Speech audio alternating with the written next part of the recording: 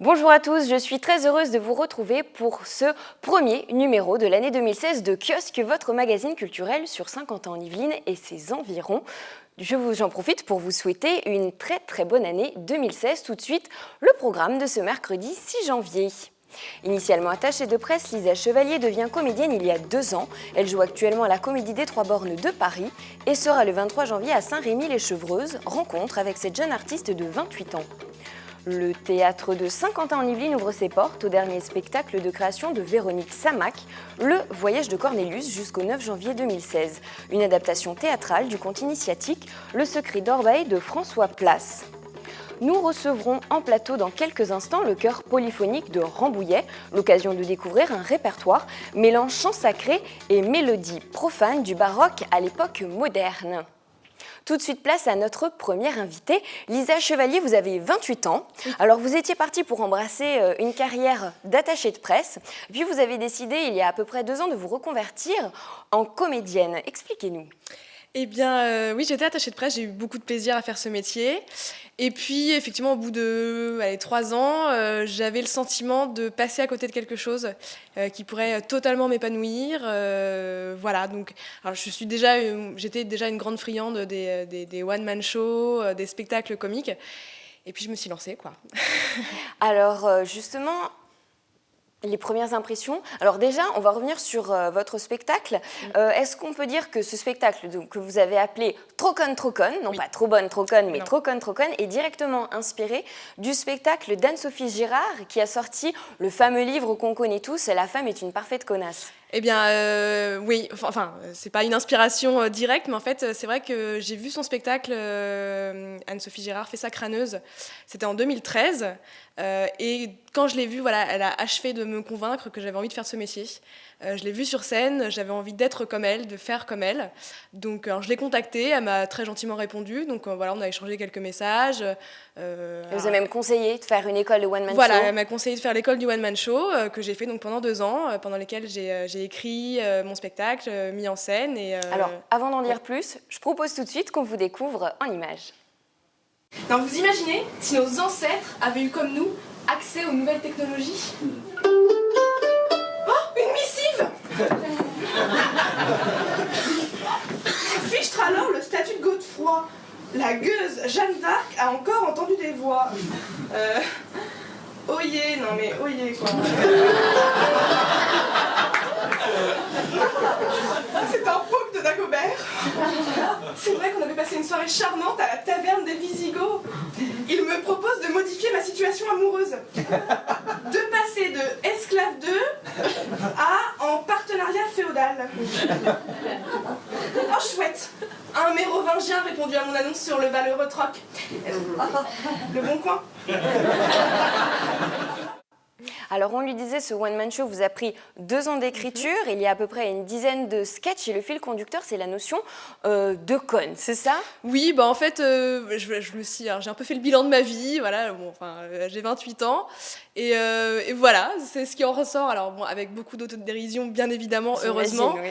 mais voilà, je m'amuse de tout ce qui m'est arrivé ou pas arrivé, parce que j'ai pas une vie non plus extraordinaire, mais justement, il faut s'amuser de toutes ces petites choses qui font la vie, de ses origines, de sa vie sentimentale, puis voilà, c'est un petit grain de folie que j'aime bien en parlant des réseaux sociaux, donc voilà, je suis conne, et alors, c'est chouette d'être conne. Alors, on parlait justement du modèle d'Anne-Sophie Girard qui vous avait inspiré, mais vous devez certainement avoir d'autres modèles dans l'humour. Quels sont-ils? Bien sûr, alors en fille récente, j'aime beaucoup Bérengère Krief, j'aime beaucoup Audrey Lamy.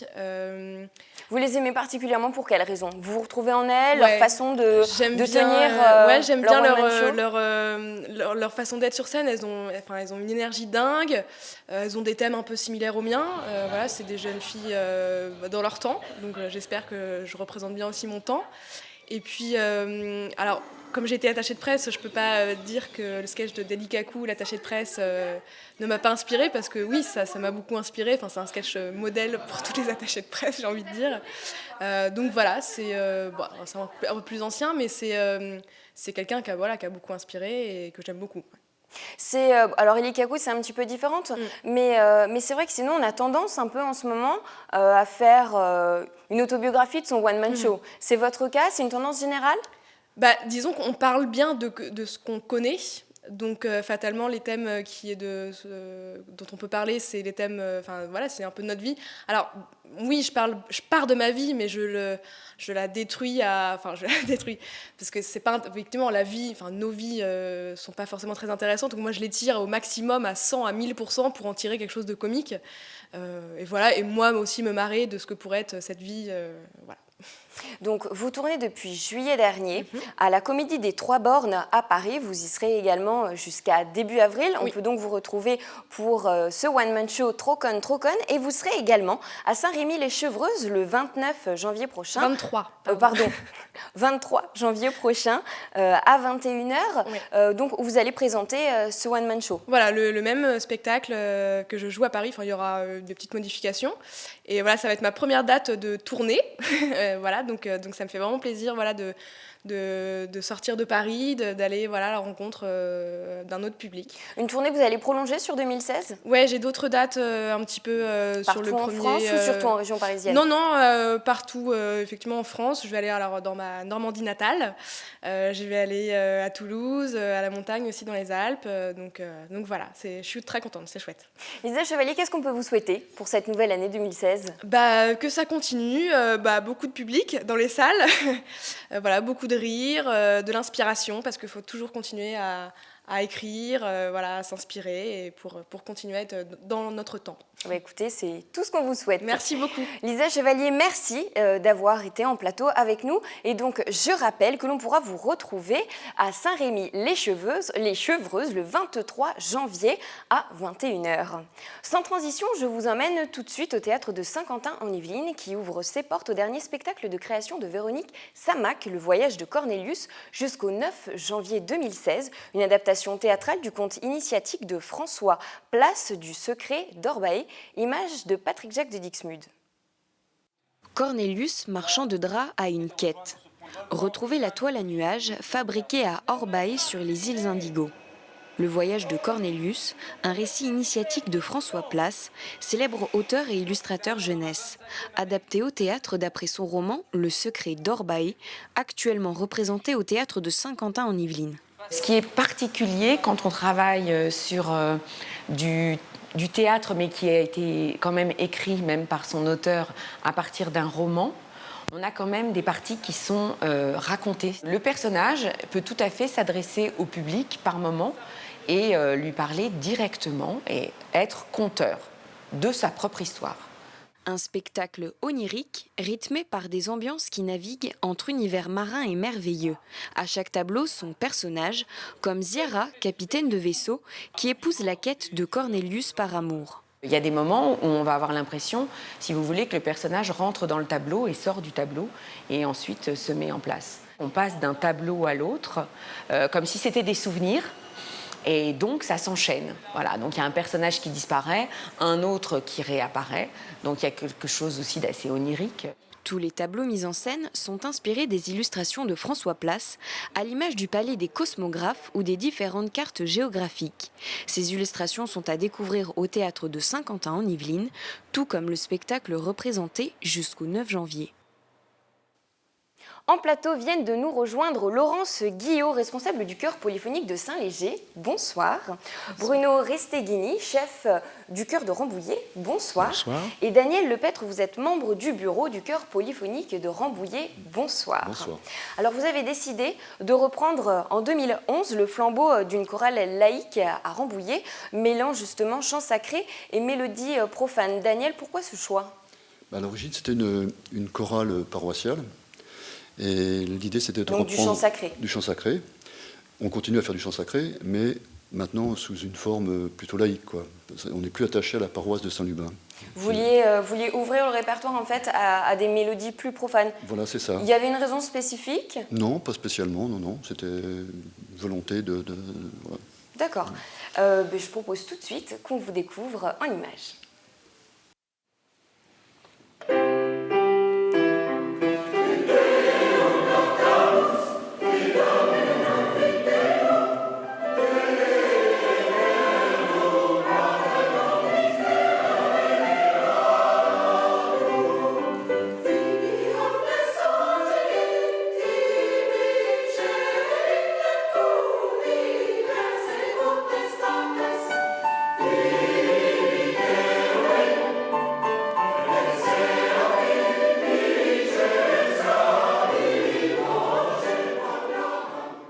pas compris.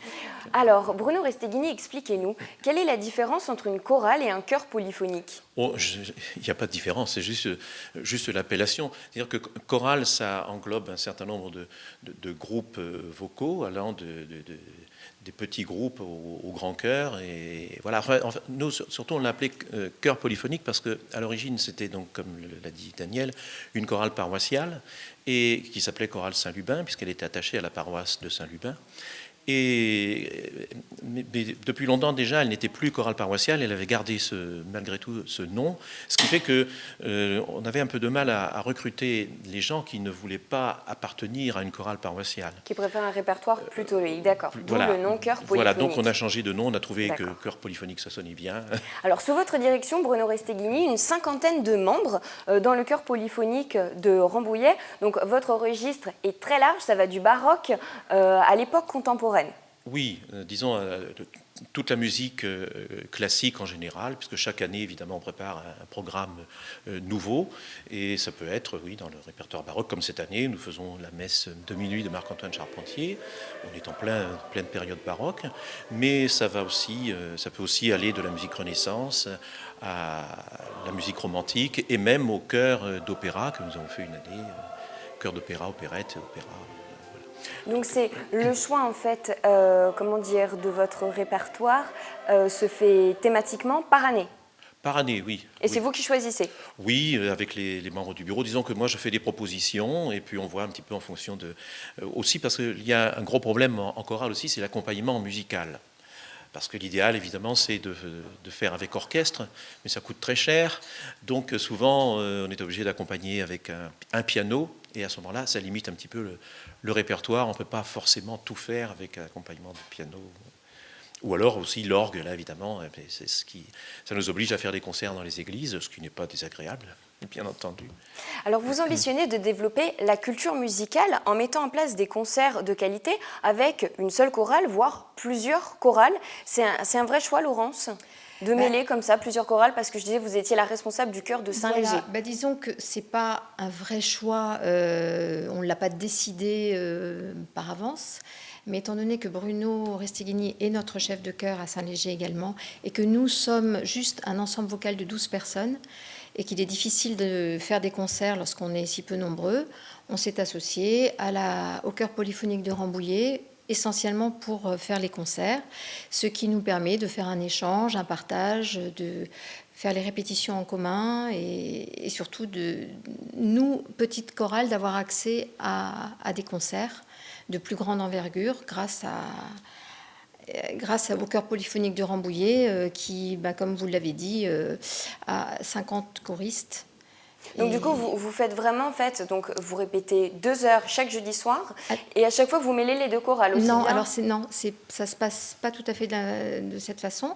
La chorale de Saint-Léger répète à Saint-Léger tous les mardis soirs avec Bruno Resteghini, le chœur polyphonique tous les jeudis soirs avec Bruno Resteghini, et lorsque nous avons un concert en commun, nous répétons ensemble soit le mardi, soit le jeudi, soit le samedi parfois, voilà, ou les deux. Et votre ambition, Bruno, ce serait même de mêler des chœurs de villes jumelles? Alors oui, la ville de Rambouillet étant jumelée avec plusieurs villes européennes, qui ont également leur chorale, eh bien, il nous arrive d'avoir des occasions de se rencontrer, comme nous l'avons fait il y a 2-3 ans à Rambouillet, où on s'est regroupé avec, je crois, 5 chorales. Ouais, 5 donc chorales, il y avait 150 choristes pour l'occasion. Ça nous permet évidemment de faire de grandes fêtes musicales. C'est très beau. Donc, vous produisez régulièrement. Et alors, vos prochaines dates, ce sera le 9 janvier 2016 à 20h30 à l'église Sainte-Bernadette de Rambouillet. Et vous serez également le lendemain, le 10 janvier à 17h à l'église de Saint-Léger dans les Yvelines. Merci à vous trois d'avoir été présents sur notre plateau. Et donc, je rappelle que vous produirez ce week-end aussi bien à Rambouillet et à Saint-Léger pour votre concert. Tout de suite du chant, nous passons à la danse avec le dernier spectacle Umwelt de Maggie Marin, célèbre danseuse et chorégraphe contemporaine qui, je le rappelle, a reçu en 2008 un Bessie Award à New York pour ce spectacle. Elle est l'une des rares non-américaines à avoir été sacrée aux États-Unis dans sa catégorie. Ce sera samedi 9 janvier à 20h30 au théâtre de Saint-Quentin-en-Yvelines, Images.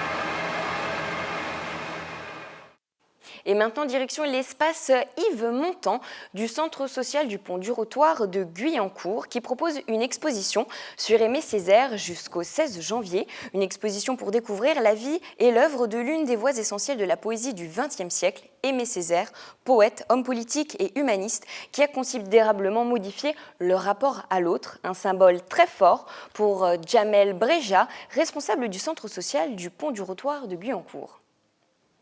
Pour le centre social, ça a d'autant plus de sens que Aimé Césaire faisait partie d'une famille qui n'avait pas grand-chose et qu'il a pu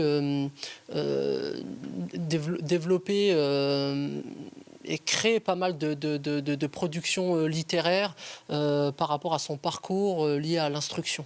Voilà. Et donc c'est un formidable message qu'on passe aussi, j'irai aux jeunes des quartiers en leur disant que par l'instruction on peut arriver à faire beaucoup de choses. Et on continue à parler poésie avec Mario Urbanet, poète et conteur yvelinois. Bonsoir. Bonsoir. Alors Mario Urbanet, que représente pour vous Aimé Césaire? J'imagine une figure incontournable de la poésie, mais encore. Aimé Césaire, c'est plus que ça, c'est un maître de la langue. Et j'ai eu le plaisir de faire des lectures de ses poèmes à plusieurs reprises et la grande joie d'être invité d'ailleurs au Havre pour le centenaire de sa naissance. C'est la ville où il a débarqué en France. Et donc pendant 5 jours, j'ai participé à des spectacles sur Aimé Césaire et présenté un de mes livres qui dit noir, dit blanc. Donc c'était pour cela que j'avais été invité. Aimé Césaire, c'est un maître. Et justement, parmi les autres maîtres, Léopold Sédar Senghor, alors, pour vous? Léopold Sédar Senghor, c'est aussi dans la lignée d'Aimé Césaire, c'est-à-dire des gens qui ont non seulement transmis la langue, mais qui l'ont aussi enrichie. Et quand on lit ces deux poètes, on se retrouve dans un français magnifique. C'est une langue dont il faut diffuser justement leurs poèmes pour montrer toute sa richesse. Alors justement, vous venez de recevoir le grand prix du prix international de poésie Léopold Sédar Senghor le 19 décembre dernier à Milan dans la catégorie poésie en français. Justement, ce prix, expliquez-nous d'abord ce que ça représente. C'est un prix donc, qui avait 3 catégories, donc recueil en italien, recueil en français et poème. Donc, dans cette catégorie des poèmes, j'avais été contacté par la responsable d'une association internationale de poésie qui avait lu dans un recueil, dans une revue plutôt, un poème que j'avais écrit, un triptyque, et qui m'a dit « vous devriez le présenter ». Donc, je l'ai fait. Ce triptyque d'ailleurs qui s'appelle Couleur Noire. Couleur Noire, donc. Et qui est paru dans la revue Écrit du Nord, dirigé par Jean Le Boël. Voilà, exactement. Et dont je pense publier d'ailleurs avec d'autres poèmes qui se rapportent à ce thème de Couleur Noire, puisque ce sont des poèmes que j'ai écrits après un voyage au Sénégal. Et j'ai eu le plaisir d'aller dans l'île natale de Léopold Sédar Senghor, et là de rencontrer des gens et de parler avec eux, et d'évoquer ce grand poète et son œuvre. Ce prix, pour vous, il était important ? Oui, parce que, encore une fois, il y a, parmi les gens qui viennent d'outre-mer, qui viennent d'autres cultures, et qui ont été formés dans la culture française, une pureté de langue et une recherche dans la poésie, justement, qui est d'imager et d'imaginer la langue. C'est vrai pour les poètes haïtiens également, et j'ai eu le plaisir d'aller aussi en Haïti. Et dans le recueil que je projette, donc, il y aura aussi des poèmes qui parlent d'Haïti, parce que là aussi, il y a de grands maîtres qui nous apprennent sur notre propre langue, qui est aussi la leur, d'ailleurs, que nous avons en partage, comment en user et comment, à partir de cette langue, rendre la poésie utile en éveillant, parce que c'est toujours ce que je cherche avec la poésie, en éveillant des réflexions et une petite lueur dans la façon de vivre qui peut nous éclairer. Donc c'est pour ça que ce prix était spécialement gratifiant. Alors vous avez donc écrit Couleur Noire, mais pas que. Vous écrivez en permanence une production intense et vous allez justement faire paraître prochainement le 20 janvier un nouveau recueil intitulé Le Chant du Darric. Alors le Chant du Darric, c'est un recueil auquel je tiens beaucoup parce que je l'ai écrit suite à la disparition d'un ami très proche, avec lequel j'allais fréquemment en Bretagne, où il avait, lui, une maison, et il m'a fait découvrir des lieux de Bretagne. Et sur place, comme je fais toujours, j'écris dans mes poches, comme je dis dans mes ateliers d'écriture aux collégiens et aux élèves. Donc je prends toujours des notes. Et après sa disparition, un ami commun qui est éditeur en Bretagne m'a dit il faudrait faire quelque chose pour pérenniser le souvenir, etc. Donc on a eu l'idée de ce recueil où j'ai regroupé des poèmes qui parlent des lieux que mon ami aimait beaucoup en Bretagne, un conte où je le mets en scène. Voilà, c'est l'histoire d'anges qui descendent sur Terre pour voir comment les gens se comportent. Et donc ce recueil paraîtra le 20 janvier prochain. Mario Urbanet, merci d'avoir été en plateau avec nous aujourd'hui. Sans plus tarder, votre rubrique cinéma, tout de suite vos réactions sur les dernières nouveautés à l'affiche. C'est du Tarantino, c'est super. Voilà, ça commence doucement, l'histoire, et puis c'est bien, mais bon, c'est du Tarantino, c'est toujours un peu gore. Moi, je trouvais pas mal construit. C'est pratiquement qu'un huis clos à l'intérieur. Je trouvais ça sympa, toujours aussi sanglant. Pendant une bonne partie du film, on a l'impression que Tarantino va nous laisser au calme, sans violence, et tout à coup ça démarre et c'est des projections d'hémoglobine dans tous les sens comme on a l'habitude. C'est très bien joué, surtout par Reda Kateb, mais l'histoire en elle-même est totalement invraisemblable, ce qui gâche un peu le plaisir, très mitigé, surtout par rapport au scénario. J'étais impatient de savoir comment le dénouement allait se faire. Donc, ce qui allait se passer, la trame, le suspense, s'il y en avait, les rebondissements éventuellement. Et c'est vrai que c'était très sympathique, à recommander quand même. Cette semaine, c'est Luc Beaucamp du Ciné 7 d'Elancourt qui vous donne son coup de cœur. Le coup de cœur du Ciné 7 cette semaine, c'est évidemment le dernier Quentin Tarantino.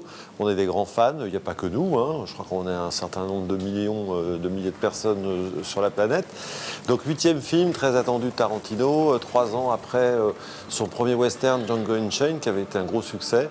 Et là, ce film s'appelle Les 8 salopards, alors tourné à l'ancienne, en 70 mm, en pellicule. Tarantino a vraiment tenu à avoir une image d'une qualité extraordinaire. Là, en numérique, c'est du 4K, je tiens à le préciser, on le diffuse en 4K. Et puis huis clos, avec une pléiade d'acteurs extraordinaires, Kurt Russell, Samuel L. Jackson, Tim Roth, pour ne citer que, Jennifer Jason Leigh aussi. Elle est recherchée morte ou vive pour meurtre. Quand le soleil aura décidé de se lever, j'emmène cette femme se faire pendre. Y aurait-il quelqu'un ici qui se serait juré de m'empêcher de faire ça?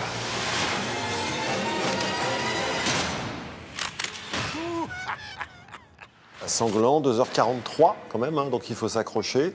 Et superbe film, du vrai cinéma, du cinéma pur jus, donc à découvrir dans nos salles. Et puis j'en profite aussi pour souhaiter à tout le monde une très bonne année 2016. Et pour ce week-end, quelques idées de sorties culturelles. Vendredi 8 janvier, 20h30, au Théâtre Espace Coluche de Plaisir, Caroline Vigneault, actuellement en tournée dans toute la France, sera au théâtre. Anciennement avocate au barreau de Paris, elle s'est reconvertie en comédienne et propose son dernier one-man show Images. Et maintenant, accueillons Caroline Vigneault. Bonsoir Paris.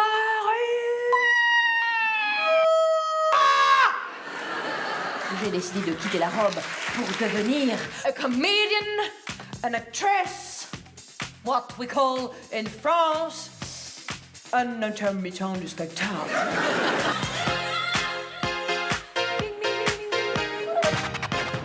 On vous accuse d'avoir tué qui? Votre femme, dont vous êtes célibataire? Caroline Vigneault quitte la robe. Si vous avez aimé le superbe spectacle Pixed de Mourad Merzouki, vous serez séduit par le dernier spectacle de Claire Barden et Adrien Mondeau à Canaille, représenté au Prisme d'Elancourt, samedi 9 janvier à 17h. Et toujours samedi 9 janvier à 20h30, à la ferme du Manet de Montigny-le-Bretonneux, retrouvez en concert la dernière recrue dans le jury de The Voice Kids, Patrick Fiori, pour son dernier album Choisir. Fin du kiosque pour cette semaine, émission à voir et à revoir sur notre site internet. Encore une très belle année à vous et une très bonne soirée.